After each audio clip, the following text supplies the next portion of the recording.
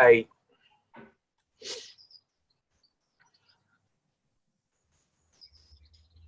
So 12 people have got it. 13. Yeah, it's creeping up. Oh, someone did ask me if you were recording this, and it looks like you are. I'm not recording. Yeah, great. Yeah, you don't have to worry about it, Mario. Cool. So I will mention that at the start. Yeah. Good stuff.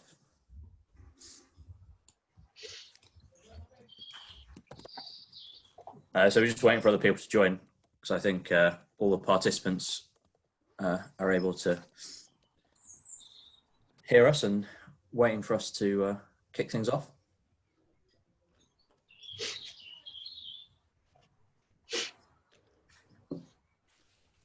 Surprised you got dressed, Alec. Not you.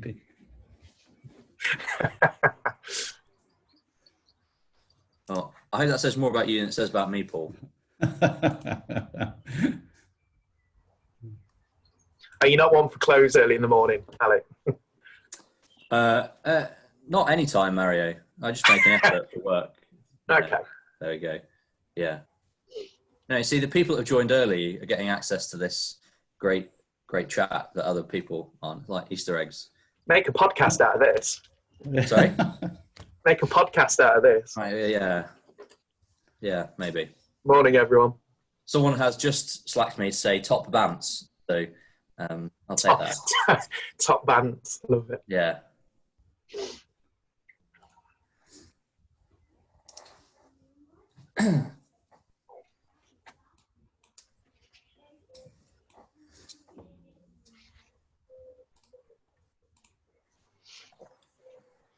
So 36 at the minute. We'll let Paul make the call on when it's the go live time. Yeah, I think wait a few more minutes. Cool. Make sure everyone's got a cup of tea, coffee. Bacon sandwich. If anyone else says, "Are you posting us a bacon sandwich?" I can be responsible for my response. The most over-asked question of the last week.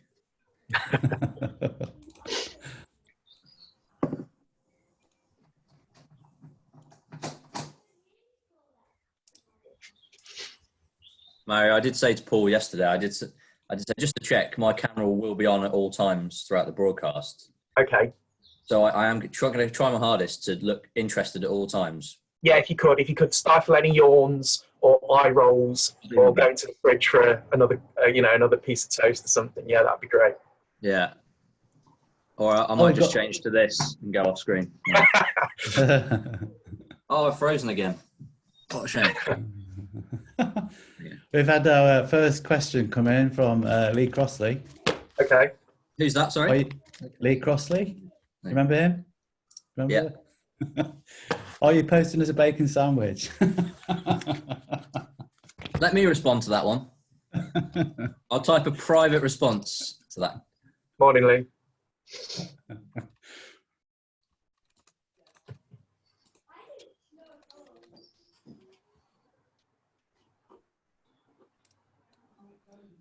I've answered that, but it's not for public consumption. I've had another couple of comments directly to me, which I will address shortly.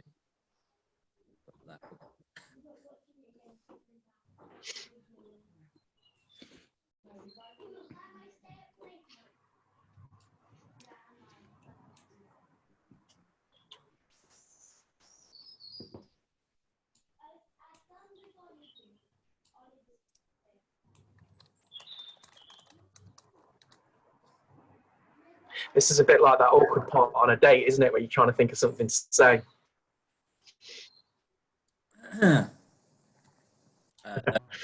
46 people now. Hey, what do you think, Paul? Should we kick off? Yeah. Let's make a start. We're not closing the doors, as it were, but you won't hear they'll only miss any rings. They'll only miss me, riffing for a minute or something interesting from you, Paul, before we get into the real good stuff. Yeah, I don't think there'll be anything interesting for me either. But anyway, you want to make a start then, Alec? Okay, yeah, no problem. I strong-armed Paul and Mario into giving me up front, really, because I wanted to say hello. Having hosted sort of Techfast for a year, I wanted to show my face, and a couple of people have already commented on my moustache.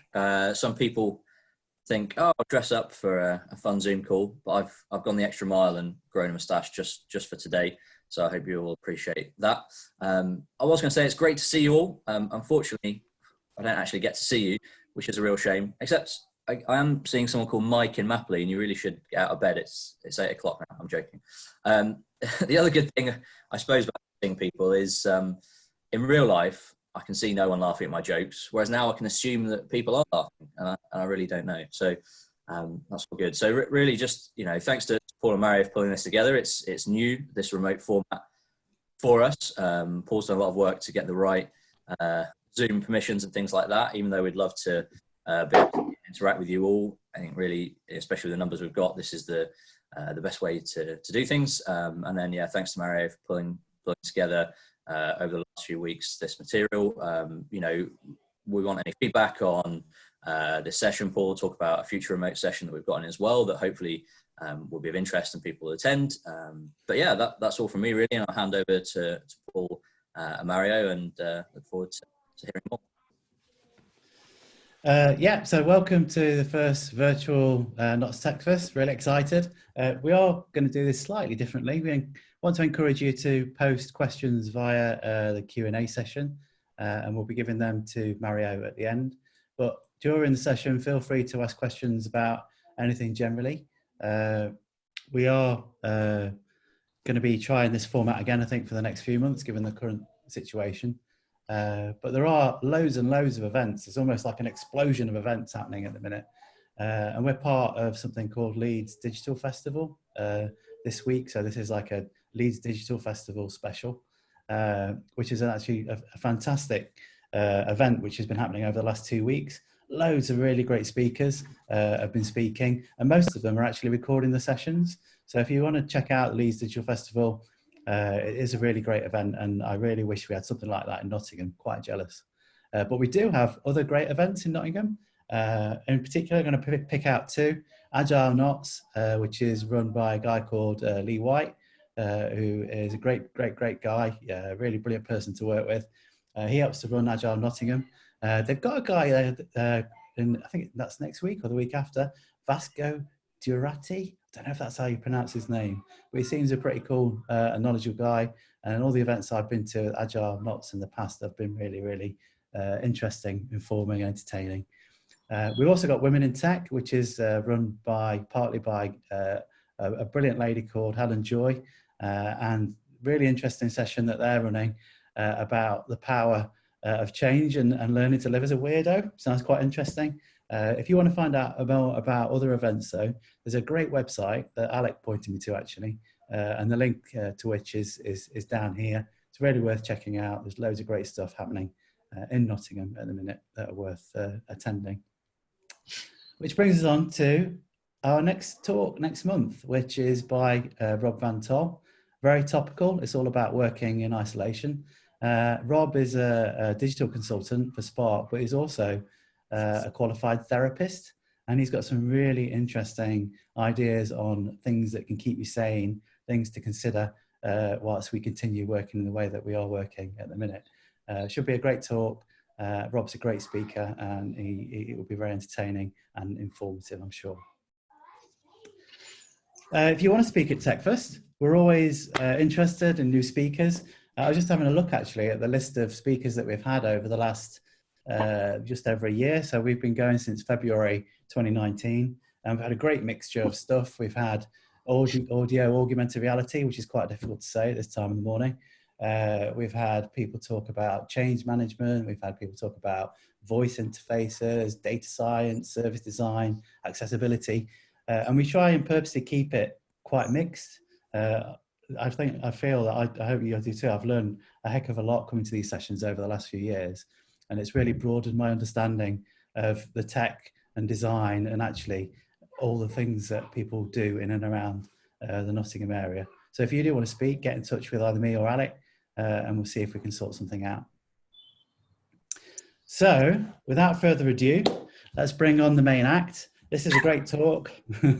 me and Alec have already seen this, and it is a great talk. Mario's got some brilliant experience to share with you, and feel free to drop some questions in the Q&A, and we'll pick them up at the end. So, Mario, over to you. Thanks, Paul, Alec. Really good to be invited on this morning. Our highest numbers, I think we've got 54 dialed in at the minute, so hopefully we'll get a few more for our first online Techfast. I'm really grateful you've given up your morning really to listen to me. So I know it's really early, so hopefully you got yourself a coffee and a bacon sandwich and you're comfortable.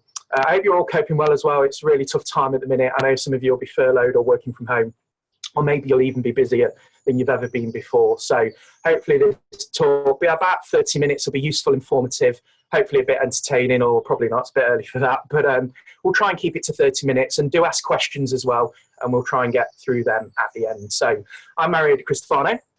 I'm a delivery manager at BGSS, and I want to just tell you a little bit about me and kind of my background really. So I started my career as a system administrator. I always knew I wanted to work with computers. I got my first one at 4. I'd wrote a video game by 9 and really wanted to do that for the rest of my life. Got into system administration, IT management, did a couple of years in networking and telecoms and learned about infrastructure. Then I became a product owner and then a project manager. Doing project management, I wanted to be the best project manager I could be. So I started learning about processes and how to improve and different frameworks and project management techniques. And I got into the world of Agile, which we'll come on to in a minute. I run a little website company, which I still run at the minute, and I'm a delivery manager, as I've said, at BGSS, which is fantastic because it means I get to talk to you lovely lot. So what is a delivery manager? Well, I go into organisations and kind of help them what they do, but just a little bit better. Some days I'll be coaching people on ways of working. Some days I'll be helping dev teams work quicker. Other times I'll be responsible for entire projects. Maybe I'm implementing software or technology or process or frameworks. And often it's a combination of those. But today what I want to do is just talk to you about a couple of light kind of topics that I've got an opinion about, and a couple of areas in consultancy. But this talk's going to be useful if you work in technology generally. Maybe you're a digital PM, maybe you're into Agile or getting into Agile for the first time, maybe you're a BA. There'll be things here for you to consider and take back to your clients or your projects or your teams. And none of this is rocket science, right? So what I'm about to talk about will be probably so simple, you'll think there's a trick involved, but that's the point. What I want to do is kind of demystify some of the bits of the consultancy world that I've struggled with, and with a bit of a focus on Agile. So I'll tell you a couple of stories from one particular client that I worked at where I had a real positive impact on them, but also I made some pretty bad mistakes for the same client, which kind of impacted me as a consultant. I want to highlight a couple of things that maybe you can take away too. So in your next projects, or when you're working with a team, or in your next job, or maybe when you're doing something in Agile that you can consider or maybe take away and try. So we've got a couple of handouts and takeaways from this talk as well. So hopefully this will be useful. So sit back, relax, and let's have a little chat about Agile. So we're going to be talking about Agile, but not in any detail. But I guess it makes sense because I've spoken to a lot of you that have dialed in this morning that have said, you know, what is Agile? This isn't a talk about Agile in its own right. I just want to give you kind of the flavour here. So if you ask 100 people, they're all going to give you a different answer about what Agile is. So I'm going to stay away from the theory, but just talk about what Agile is meant to be for a lot of organisations. The picture on the left on the slide that you're looking at, that's often how organisations work today, and certainly something I see when I work on client sites. People fall into little groups, silos. They often fail to make work visible. They're not clear on what they're working on or why. And they often fail to share what they're doing with the other teams. And collectively, this impacts the business. It impacts the service or the product. No one really knows what's going on. Management have no way of seeing progress, but it's just how it is. I mean, think about that for a minute. Does that sound familiar to any of you in your companies or where you work at the minute? Because for me, I see that every day. And then on the right, you may have heard of, you know, in quotes, the Spotify model, or really trendy companies like Lego. And they try and bridge the gap between the chaos and the bureaucracy that we've mentioned by using Agile techniques and shifts in cultural behavior and just changes in the way that they do stuff to get things done. those companies that do that, they're the ones that kind of cope with changes in the world, whether it's kind of market recession or global pandemics, you know, the type of thing that we're experiencing at the minute, and they do really well. And the idea is that they cope with just the right amount of kind of business BS while just getting stuff done, which is what Agile is about. So Agile is a thing that covers a lot. It's moving quickly, it's prioritizing getting stuff done, a process, and trying to make things perfect. It's about behavior and culture. And it is about the tools that drive that behavior too. It's about software development, it's about making your work visible, and it's about incremental improvement rather than getting it right first time. It covers things you may have heard of, and some of the more experienced people in Agile will know, you know, Scrum, Kanban, Safe, and that's all beyond this 30 minutes that we've got together this morning. But it's common sense too. Some good books there on the screen that I recommend if you're an Agile newbie. You can check out Getting Things Done and the 4-Hour Work Week that are excellent. I really like those, especially if you're new to the world. And BJSS have written a book as well, so, you know, maybe a bit of bedtime reading. So digital transformation, it's not a thing. Yet a lot of the clients over the last 5 years that I've worked with kind of all badge their projects sort of digital transformation. And what the heck does that even mean anyway? Everything's digital. Badging something just with the word often makes it sound more complex than it is, and it alienates workforces. When I see clients, you know, talk about digital transformation, they often think it's about using like the latest whizzy technology or maybe some magic agile bullet solution that will solve all their problems. But in reality, transformation, whether it's digital or not, it's always about cultural and behavioral change first. It involves leadership and management and changing the way that they do things to adapt to the new world. And this kind of new world that we're in now, companies are going to have to do that even more so. Transformation is about shifting these companies from this legacy waterfall type of way of working where you don't work on the next thing until you've completed the last thing and it's been signed off. It's about using new process technologies and frameworks and emerging tech to kind of do what you do but better. And consultancy, a good consultant will open those doors for clients and show them the path that they can go down, and Agile is often a part of that. But the problem is that focus on Agile being the magic bullet solution is often also the problem. One of the key things that I've learned as a consultant is no matter how complex the project, and I've been fortunate to work on some really good projects, and some of them have been really complex, but ultimately it's about these guys. The people will always be at the heart of any technology transformation. For a good proportion of my career, sort of 10 years ago, I found these people getting in my way. I'd be implementing maybe the latest product or technology, and I didn't really care about the people, failing to understand, for example, poor Jane in accounts. Her world would be turned on its side overnight because I'd come in and put a new piece of technology that might have completely ruined how she does her job, her day, even her working life. But it didn't matter to me because the tech that was badged to fix a load of problems I'd come in to install, and if Jane in accounts didn't like it, well, it was tough. I failed as a consultant to understand and empathise kind of how change impacts people, and I was okay with it because I was the person doing the change as a consultant. It was my job, so everyone else was cool with it. Maybe, but probably not. I was just interested in the solution rather than how it impacted people, and if the management team were happy, who were often signing my checks, then well, I'd be fine and on my way to the next project. So what makes a good consultant? And again, at the start of my career, and if you work in kind of classic management consultancy, some of the memes that I've scattered through this deck will be kind of familiar. And this is a classic, this notion of faking it until you make it. I lived, and consultants do, especially when you're young, live with this imposter syndrome for longer than you'd really like, because you're often kind of wheeled out as a consultant to talk about something that you don't always have practical experience in. And for me, often that was Agile. So there's a bit of a joke there that, you can just fake your way through it. And that's not to really say, I'm not bashing the world of consultancy. I am one, and there's loads of brilliant consultants and brilliant consultancy firms, but there's an entire corner of the internet parodying the industry for a reason. What's the saying where a management consultant will still you watch and then charge you to tell you the time? That's the perception I wanted to work away from and not perpetuate.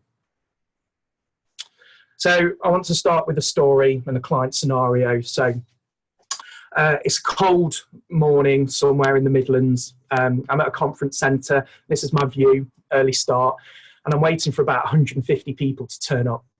It was one of my first public talks, and I was talking about something I only really knew out of a book, or I'd had minimal kind of practical experience in, and that was Agile. In walked 150 grumpy and extremely well qualified people. There was Jane in accounts in the top. I was here to change her world, but probably not for the better. And off I went, extolling the virtues of Agile best practice, all from a book with a sprinkling of this framework and using this tool, and that was going to change what they did. Now, these were people that had 20 years of experience kind of engineering this mission critical software application, whereas if they got it wrong, human lives were involved. And they didn't have the luxury of failing fast and often, that is often the, you know, the Agile kind of manifest. They saw through the lack of kind of practical experience I had, and I had a really hard time selling what Agile could be and the impact it could have on an organization, and it didn't go particularly well. So learning from my experience, here I am again the following day, the same client, the same site, a different conference room and a bigger audience, loads more Janes. And I failed to remember I actually had 10 years of practical experience. Now, if I'd have spent the time to get to know the people and what their problem was and tackle those first, I'd have won a few more hearts and minds as a consultant. Instead, I just stuck to what the book said, full of technical jargon, full of best practice, and I didn't really gel with the human element.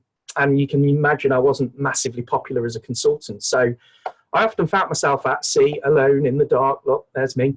I was selling a story, a brief, a sales pitch, but I was failing to apply all the experience I actually had to solve problems. And I was giving Agile a bad press at the same time as well. Maybe I'd made it as a consultant. So I learned that Agile didn't really work that way, and I certainly wasn't working well as a consultant. There's a couple of classic Dilbert cartoons there, if you're familiar. Agile's not about the business making redundancies, but keeping the same amount of work for fewer people. And it's not about paying lip service to change and carrying on working the way you've always done. Yet Agile was often that badge to kind of sellotape over those cracks. And I saw that in clients over the last sort of 5 to 7 years. Agile is about finding, hopefully, a better way of working and then getting management to commit to that change and be fully engaged and present. And we'll talk about that in a minute. It's about changing their old-fashioned techniques and views. And it's about tools and processes too, but there's an overarching commitment to be better. It has to come from the top, and it has to come from cultural change. Otherwise, Agile transformation from the ground up, it almost never works. I've included this, Agile, a lot of talks that I've seen kind of start with this dictionary definition of the word. It's quite emotionally meaningless, I think. And, you know, like a lot of the projects that I've been involved with, Agile is just a badge. It's seen in a lot of decks, but actually it doesn't really resonate with a lot of people. And a few more memes there. And just before we carry on, there's some of my personal favorites that really resonate with me as a traveling consultant, as I used to be. If you're familiar, classic ones like the sprinkling of icons and graphics over meaningless PowerPoint decks full of data that no one reads, or being more concerned about kind of your timesheet accuracy and how much you're billing, rather than actually getting to understand your client's problems and adding value and fixing them. I used to spend less than 15 hours a week at home and kind of travel the globe to client sites. And all I was doing is sitting in lecture theatres like the ones you've seen and just talking about Agile without really getting to know the problems that people were experiencing. So I needed to do more as a consultant, and I didn't want to really be the butt of these memes anymore. So what makes a good consultant? Well, I found it's quite simple. And it sounds obvious, but it's being more human. What I mean by that is being straight, honest, simple, and taking the complexity out of subjects and breaking down problems so they can be understood, tackled and solved. I find that I use my genuine experience and I leverage that rather than just apply what a book says. And it's about not knowing all the answers to and being upfront about that. Any good consultant, they'll leverage that genuine practical life experience that they've got, because that's what you're being paid for. And that's what makes a good one. Taking the time out to understand your client's problems before thinking about the solution, rather than offering a solution from a book and then trying to squeeze and shoehorn the problem in until it fits. So I want to talk about a couple of practical things that I see in my projects, and in particular Agile projects, and some of this will be familiar with you. So let's look at one or two of these kind of practical things. And the first one I want to talk about is tooling. Now, when we talk about tooling, this is about the application of a tool that's badged as an Agile tool, but yet you find your team or the organization bending the process to fit the way the tool works. Now, the biggest culprit of this is Jira. I find, and I'm aware that most of the people on this talk this morning will have probably used Jira at some point in their lives. And you know what? It's a fantastically powerful tool, and I'm not here to bash a particular tool or recommend one. But Jira is often the antithesis of Agile. People spend so much time setting it up. It's got a really clumsy kind of user experience, and you've got widgets and workflows and permissions. And often you can spend more time setting it up and working with it than you can actually do looking at what you're doing and thinking, you know, is it the right tool for the job? I work on a lot of projects where Jira is just installed and there by default the project's Agile. It's not really the case. If you spend, what Jira does do really well is progress reporting. And if you remember when we talked about some of the problems organizations face, progress reporting is really important. Now, if you're working in just a purely software development project, then Jira can be good. And if you're a bit of a ninja with it and you spend loads of time and wrestling with it, you can get reports out that look something like that. But often you can't. And a lot of people that consume these reports don't even know how to read them anyway. So I guess what I'm saying is there are loads of other tools on the market that you may, if you're a new consultant or you want to spend some time looking at what's out there, there are loads that are really good. And I'm not recommending anything particularly, but those three that are here, I've installed as opposed to something like Jira that's an Agile tool, and have been excellent for clients to be able to deliver projects that have got bits of digital and non-digital too. And I've used all these in Anger. So there you can see Monday instead of Microsoft Project, Azure DevOps instead of Jira, and Asana as well, which is a fantastic tool instead of Confluence. So there are lots of tools out there. That brings me on to the next slide. So this isn't anything I've done, but if you go online to Zebia Labs, they've done this periodic table of DevOps tools and DevOps Agile tools, all neatly categorized by discipline, you know, if you're a developer or a software tester or a project manager. And it's really good to give you an understanding of the breadth of tools available. What I've done behind that is sit a spreadsheet. So as you click on each box, you'll be able to open up a spreadsheet and look at all the software that falls into a category, the cost, the Gartner rating, how it's used, where you download it from, costings. So if you're a consultant and you're doing any kind of tooling analysis, this will be a really useful spreadsheet that you can take away with you and just kind of get an understanding of all the tools on the market. So in summary, for point number one, you know, don't let a single tool drive how your Agile project goes. The next thing I want to... How much are you charging for access to that spreadsheet? How much am I? Yeah. Giving that away for free, surely. That's value add. Unbelievable. Look at the people that join this. They're getting so much value. That's all. Oh, yeah, we strap in. You haven't even started yet. So so the next thing I want to talk about really is bike shedding. I know there's a couple of people on this morning that will cheer when they see this term. And if you're not familiar, bike shedding, it's kind of based on this Parkinson's law of triviality, and there's a bit of an anecdote about a company signed off a 20 million nuclear facility in a few minutes and then spent the rest of the 2-hour meeting kind of focusing on a £2,000 investment for a bike shed, spending more time talking about what it should be made of, what the roof should be painted and where it should be put. The point of that is that people often in teams spend more time focusing and spending time on the easier things without tackling the bigger problems. So there's a few really obvious practical steps that are so obvious you think, well, duh, that's what we all do. But just think about some of these when you go into your job this morning. How many times do you get a meeting agenda or you send one out without an agenda and it's just empty and it's just a catch up? And then you'll spend maybe 30 minutes or an hour because they're the default time blocks that Outlook defines. And then you've wasted an hour of your day. So set agendas. It's a little tiny tweak, but every meeting have an agenda with a clear start, middle and end. If you're making big decisions, you know, circulate information prior so people are armed before they come into the meeting. If you've got big political, prickly, touchy subjects, make sure there's moderation and then make sure that you've closed the meeting down and circulated the output. That sounds to any kind of seasoned project manager or anyone really with a bit of common sense obvious, but you know, most people will go back into their jobs and experience those. So bike shedding is a really important thing to not do in your project. Cheese. It's probably not that early. We could have some cheese, but that'd be a great breakfast. I put that picture in there because I wanted to just try and demonstrate that what I do as a consultant, having a reasonable knowledge of the kind of the Agile landscape, is I pick from the Agile landscape like a buffet, and I find myself using one or two techniques all the time, and they work really well for clients, no matter what. And that's what I wanted to share with you. So I want to give you a real life example. So we move to point 3. So this is about a lighthouse project, and I'm currently involved in kind of running through this with a colleague and thinking about how we tackle a really difficult problem. But the scenarios for a client from a while ago. As a consultant, you are better finding a really prickly project with real difficult problems to solve, and solving those first instead of doing the easier stuff. What I try and do is find the problem that impacts the most people, the people that are the noisiest, that have the biggest sphere of influence, and try and make their lives easier using Agile techniques and practices. And if you can crack that, what you'll find is they'll go out and do your PR for you. And then you can start to seed real change in organizations and have a real big impact, which I'm going to demonstrate what happened to me.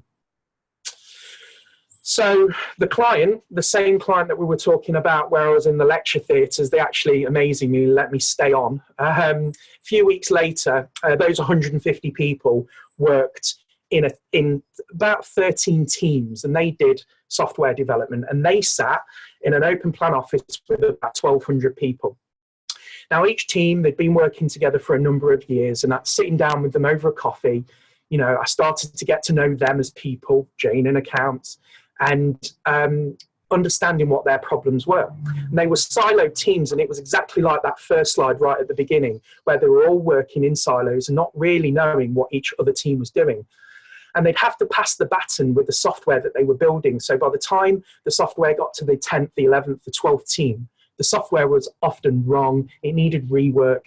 The teams didn't know the dependencies and what needed to be done and when, and it was a bit of a mess. They used to communicate by email, and as obvious as it sounds, stepping back and looking at the problem, to them, they just couldn't see what was wrong. Stuff was getting lost in email. Emails were political and massive, and no one had time to read anything. So people just siloed even more, and the quality of the product suffered. So what I wanted to do was to do something that fixed that problem, but also was publicly visible enough across the office so people saw the impact. So what I wanted to do was, after listening to them, think, do you know, Kanban will be really helpful for them to share and sort of visualize their work. Now, if you're not familiar, Kanban's a kind of agile technique, and there are books and talks on the subject. But in a nutshell, it's getting a big old whiteboard, splitting it into columns of the work that you've got to do as an individual, the work that you've got in progress, and things that you've completed, and maybe an additional column for stuff that you can't get done because you're waiting on someone else. And you attribute your tasks to physical post-it notes, and you put them on the board, and each day you can visually see your work.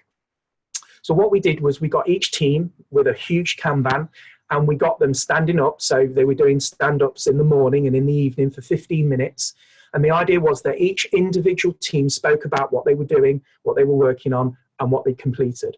Now, at the start, obviously trying to get 10 or 12 people in a team to be succinct and stick to 15 minutes was a challenge. You know, we all talk a lot, me particularly so. So it took them about 5 or 6 weeks to get really succinct. But what happened is, over that period, each team got really good at swarming around a Kanban board and looking at what each member of the team were doing. And then because it was so visible, other teams and other members of each team used to come to one another's boards and share information and have those really valuable desk side chats rather than email. And over time, what happened was that we got this really slick process of each team sharing much better than they'd ever done before using Kanban. We then nominated one person from each team to kind of step back and take the output weekly and put that into a bigger Kanban board, which went to management. And that solved the problem of how management could see progress. Now, that one simple technique, especially if you're an Agile expert, you know, there will be nothing new there. But for that particular company, they won an industry transformation award based on that technique. And actually, they reduced email by about 40–50%. It was measured, and I think the quality of the product went up massively. But more importantly, for me as a consultant, I then was in a position to seed further change, and little did they know that what they were doing was starting to use Scrum. And we actually got the whole organization using Scrum, which was really effective. And obviously the way we're working today, communication is even more important. You'll be working from home, maybe you'll be working in teams and often stuck at a desk for 8–9 hours a day. Software tools like Trello, and there are others, but Trello is pretty good, and it's got a free tier that you can download and have a play with. It's a really good way of communicating and collaborating as a team, really simply, and you can drag the cards along and see what each person's working on. If you use it and it's part of your day anyway, then fine. But for those that don't, I really recommend that you try an information kind of visual management tool. So I want to finish then on 4 things for you to think about in your next engagement or project. And hopefully these will be useful things, and a bit of a recap of what we've spoken about. So mapping the as-is and to-be world and problem, and then navigating between the two by telling a story. You know, I was talking to a colleague earlier this week about storytelling in projects. When I sat down with those teams, it was really important to just draw out the problem and visualize and get them to acknowledge and accept that that was a problem. And then I could start to understand as a consultant, using my experience, how to fix it, you know, in the thought of Kanban and information sharing. And once you've mapped out and visually diagrammed the as-is and to-be world for any problem, it's easy to kind of understand the road and the path that you need to go on to fix the problem. And by telling a story, you get everyone engaged. All too often, you know, I used to find myself at the start of the career just sitting with a PowerPoint deck and just blindly going through what people should do, instead of sitting with them and going through the pain and working on the problem together. And another kind of summary point, we've talked about high noise kind of lighthouse projects. If you've got an issue in your project that's prickly and kind of everyone's avoiding it, and you kind of focus on your day-to-day, fix that problem. I'm working in projects where there's really complex areas of the project that we need to tackle and address. And actually, you know, they're difficult to do, but as a consultant, tackle those. If you can fix those, obviously people will do your own PR for you, and obviously you've got a better chance of kind of seeding kind of future and bigger cultural change within an organization. Couple more takeaways. So being simple. You know, we live in this really complex world, and Agile is just one of those industries where it comes with an entire book and dictionary of terms and definitions and acronyms, and you know, it's just so inaccessible to people getting into it for the first time. I've done a little slide deck that we'll share after, and it, obviously, you know, for more of the newbies, because a lot of people have said, I don't really know what Agile is. So I've done a little deck with Agile versus Waterfall to give you an idea of a little bit more in depth of some of these techniques and kind of grassroots practices you can use in your own projects. And then my final point, I guess, is being present. So we started the talk talking about cultural and behavioral change. And for me, whenever I go into a project now, you know, there might be a physical problem to fix that maybe you can apply a process or a tool. But ultimately, if you're trying to instill change in an organization, you have to change the minds and the hearts of the people. And often that starts at the management level. So don't pay lip service to Agile or change for change's sake. Try and understand how people work, and then you'll be a much, much better consultant.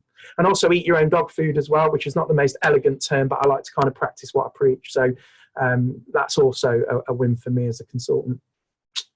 That kind of brings us up to 30 minutes. So I hope that's been obviously a very lightweight chat.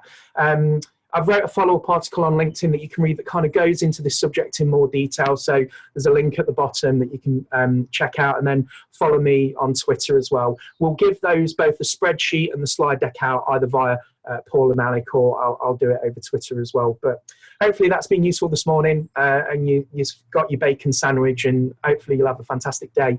So I'll hand you back to Paul and Alec, and thank you. Okay, so we've got a couple of good questions that have come in. Are you ready? You got your question add-on? So, first of all, can you still hear me, Mario? I can, yeah, loud and clear.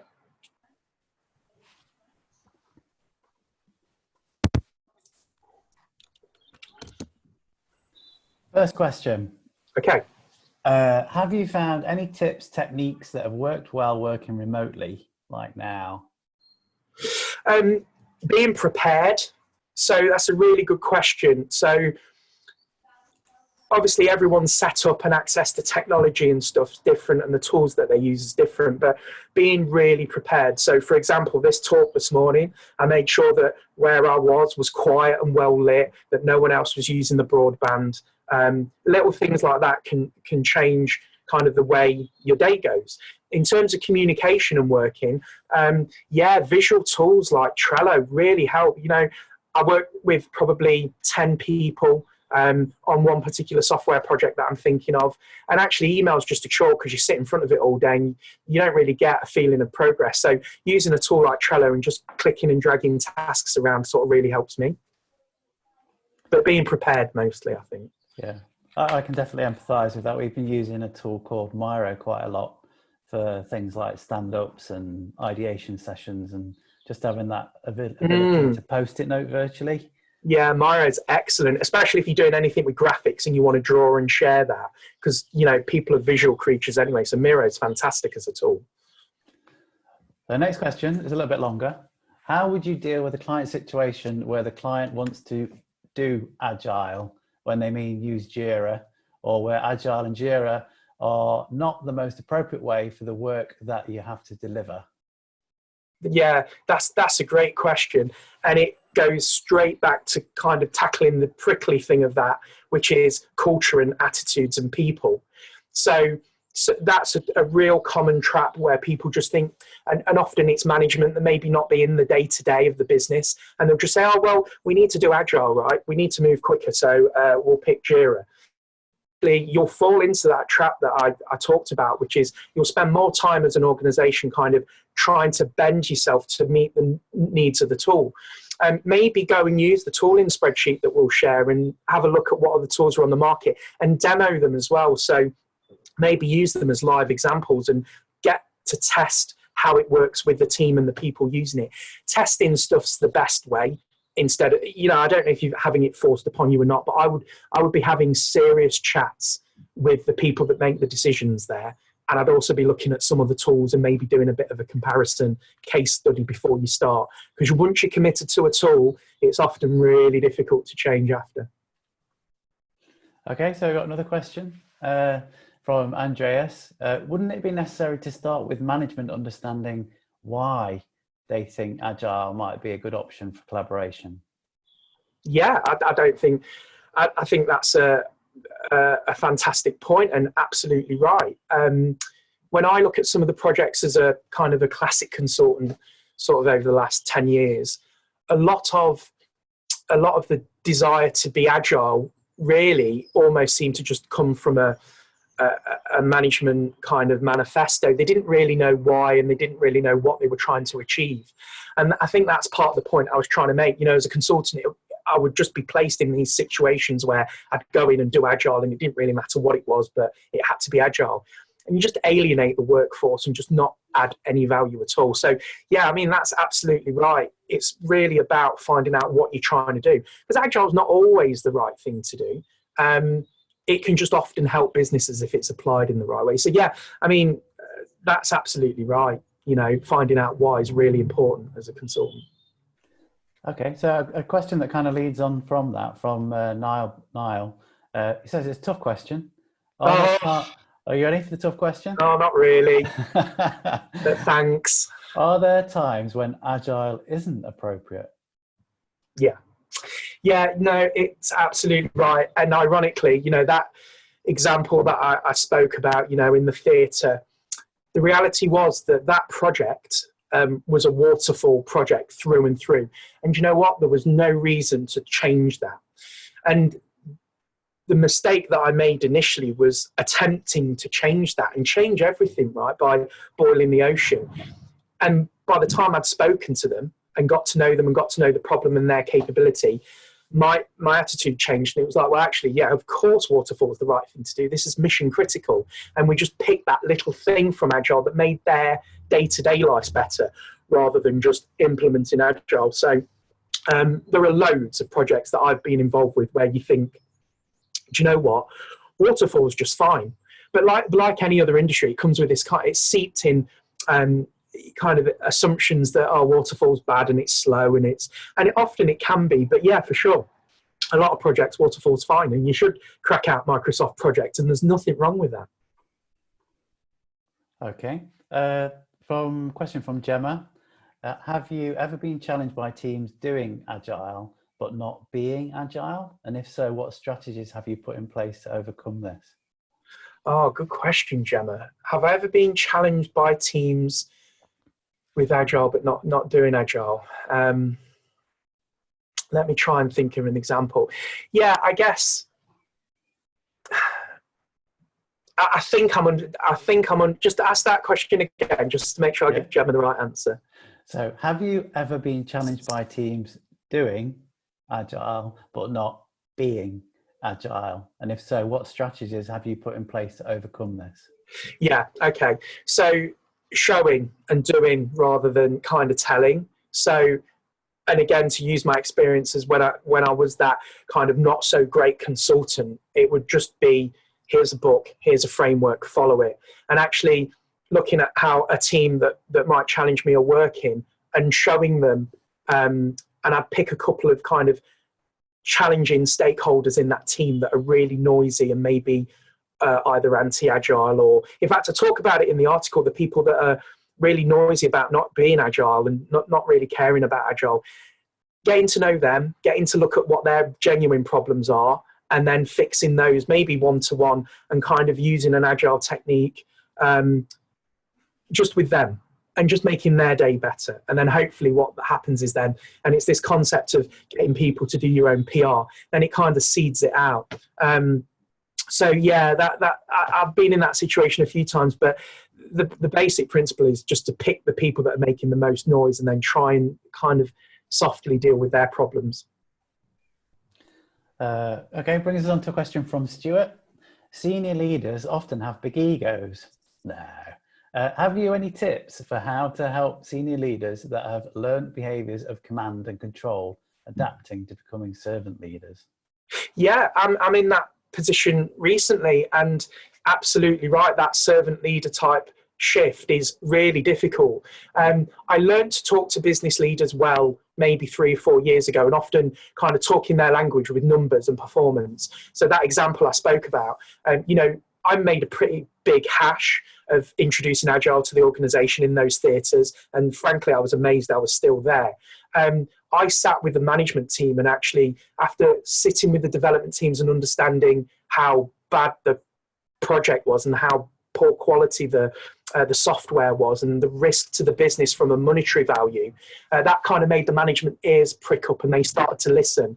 And then I really had to do that thing that I talked about, kind of mapping out what the problem is to show them and using data. So I was looking at the time that they were spending on email and the time that they were wasting, but going to the effort to kind of find empirical evidence and show it to them. And obviously as a management team, they care about the money and they care about how quick the product goes to market. So I used to focus on that with them. And then it kind of, it changed, it started very slowly to change. You have to get them to admit there's a problem, and that's a challenge. But once they do, then you can start. So we did Kanban and sat with the teams and we trialed it, and the reports back to management were great and everyone loved it. So then all of a sudden, management started to see this kind of shift in the team. So that was the seed for them to start to change. But it's really difficult. And that was the whole point of my talk. You've kind of got to crack that before you try and implement anything that's comparatively easier, like putting in a framework or a process. So yeah, kind of talking money, time, risk to project. They're all things I do with management teams now that kind of really helps, but they're difficult conversations. Okay, some more conversation questions here then. So Agile delivery can be great, but it can be hard to manage the client end expectations, i.e. will the feature or service be delivered this summer, this autumn, next year? How do you balance delivery and expectations? Being straight. And it's, I don't even think it's an Agile thing. It is, if I'm leading a project and my role is to communicate with those clients and we're working in an Agile way and they have this demand for, we need to know how things are going 6 months in advance. And, you know, sometimes in an Agile project, that's just not possible. So be straight about that up front. And it's difficult as a consultant because you're brought in to be an expert, have all the answers, provide the solution. And often you say, yes, yes, yes. But it just gets you into hot water later down the line. And I keep bringing it back to kind of the psychology around change, but being straight with people. So in that example, you know, I've been involved in a project where the company demanded that they wanted 12 months visibility of how things would go, and standing up and saying, well, it's just not how it's going to work, and this is why, and maybe showing a few examples. You can get kicked a bit for it, and it's not always it's a pretty thankless task, but I find the more honest I am up front, the easier ride I get later down the line, and managing those expectations at the start is way easier than trying to do it halfway through. Yeah. Okay, last question. Oh no, one more. Oh. What's your take on a digital Kanban versus a physical whiteboard approach? From a typical techie, my head leans towards a digital solution, which saves time and wasting, which you waste updating.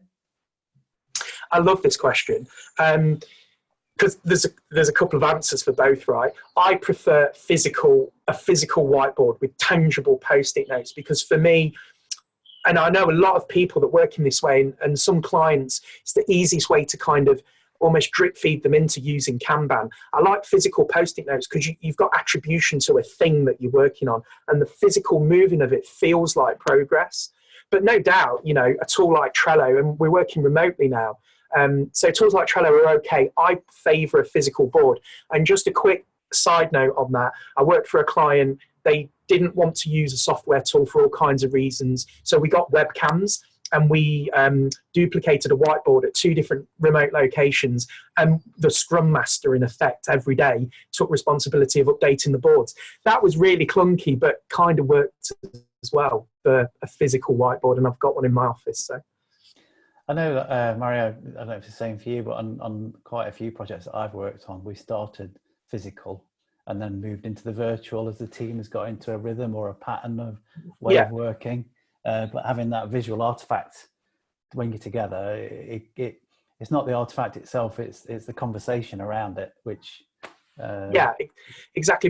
But tools are, you know, Trello is a good example, but Miro, if anyone's ever used, you know, go onto Google, look for Miro, M-I-R-O, if you've not used it. It's really good, and kind of, I think it does a really good job of blending both. You know, you can have post-it notes and diagrams, and it's got an infinite canvas size. So that's a good digital tool that I'd prefer to use if I had to, but I'll always want to use a physical board. So we're going to close questions now. We've got 2 left. First one is, how do you define whether Agile or Waterfall approach is the most appropriate for a project? And would you consider mixing those? Yeah, so mixing or blended kind of approach is a really, really effective, but they're also really difficult to implement. You know, I said in the talk, getting to know what the genuine problem is. So you're hired by a management team, bring in some shiny suit of consultants, implement Agile. And it actually addresses another question that one of you asked as well, which is, well, you know, what is it you're trying to fix? Show me how you work first. Let's draw it out and see where the gaps are. So I try and do that. And I've worked on a project where the non-digital element of it was Waterfall. Part of the project was Agile, and actually kind of melding them, using, just staying with Waterfall for the slower moving parts, and then using, ironically, Jira for the software delivery was fine. And the important person in the middle was the project manager. They were the nexus. They were the kind of person that did the hand cranking and took the slower moving parts of the project and the Agile bits of the project, and then reported progress to the management team. Now that can work really well, but there's a human being involved, no tool. There's no kind of clever automation that you can do. It's just an out and out good digital project manager. The failure in some of the projects that have been like that I've been involved with is trying to take that Waterfall bit and just kind of bringing it into an Agile world, which just kind of kills the project stone dead. So yeah, sitting down and understanding why they think they need to be Agile, and then working out, is it just a lack of information sharing, or is it that they need to be quicker? You know, that kind of thing. That's what I try and do now. Okay, so Emma Lacey says she really enjoyed your points on storytelling. Have you got any tips or on tricks on formats which are good to follow to get started to engage your team and your client? Yeah, no, absolutely. And it's something I was talking to a peer with at VGSS earlier this week. You know, we forget that everyone around us might not know what we know and vice versa. And I'm talking about digital projects now. Delivery teams steam into the next sprint and they'll build a feature out or they'll build a release and it'll be released and that'll be great. But you've got the workforce that are going to use this tool or feature or platform. And because they're not technical, there's no way of kind of bridging that gap. And sure, you know, using a show and tell, an agile ceremony, that can help. But the quality of that show and tell is really important. So I've worked on a project recently where we got the project manager who was really articulate and quite affable and nice to listen to. And he took the development team's show and tell, which was really kind of tech heavy, and it had screenshots and videos of writing code and kind of submitting code that non-technical people just didn't get, even though it was really important to the project. And then trying to put a story in place to say why this is important. We're doing groundwork now because it's going to make our lives easier in 6 months' time. And doing that storytelling just with a few slides and almost keeping the technical elements of the show and tell to one side and that storytelling. And it was like a PowerPoint deck, but it was done by a person that could kind of effectively translate technical to non-technical people. And that really helped. And every epic, before they started the sprints, we would stop, address the business as a town hall and say, right, the next thing we're doing over the next epic, which is made up of kind of 3 sprints, we're going to achieve this for you. And it's going to achieve this bit of functionality. And we're going to need to do this bit of prep and this bit of prep. And it got people to understand what the development teams were doing in a way that made sense. It was a bit more work, but actually it kept the workforce that weren't technical and the digital team kind of aligned. So I'd do something like that. Yeah, good advice. Last question then. So what's your view on zero defect policies, i.e. all defects being fixed in the current sprint, if not the subsequent? Oh, that's a really, really granular question. I think it depends on the project. If I look at my example in the talk, you know, there was zero room for defects really because it was a mission critical app. So that's a difficult question to answer. My own personal view is if you operate in a fully agile thing, you know, nothing's going to be perfect. And I think if you can manage that expectation with everyone that's consuming the product, from the customers to the client to the people working on it, then it's probably okay as long as you're not shipping really ropey stuff. And I think defining those thresholds of what's acceptable and what's not helps answer that question. So yeah, it's a tough one to answer that. Okay, that's it for questions. So really appreciate it, Mario. We would normally do like a bit of a clap at this point. Thanks. Have a virtual clap. Just a really quick one, sorry, is that, you know, what Mario's put this together, and he's a man that's generous with his time anyway. So I can guarantee that if you seek him out on Twitter or LinkedIn to continue this debate or have any questions, or perhaps, you know, there's more to your question, I'm sure he'll be pleased to do that. He's so committed that just looking at this slide, he wrote that article on Valentine's Day. So your partner. Yeah. Priorities, guys, priorities. Sorry, Paul, over back to you. Yeah, that's all right. Mario, we've got a couple of slides after this, I think. Do you want to go to the next? There's a Q&A. Keep going. Yeah, so can continue this conversation. Use the Twitter thingy, the Twitter handle, to send us any more questions, and we'll try and get back to you. And Mario, how are you going to post this amazing spreadsheet that you've got? So what I'll do is probably get it to you guys as well, so you can post it on your social media.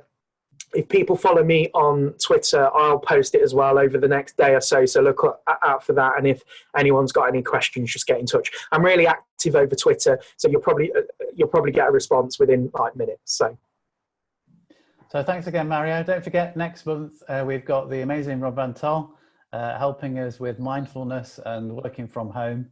And that's on Thursday the 28th. It'll be at 8 o'clock again. But if you have any questions in the meantime, just get in touch via Twitter or the Meetup group.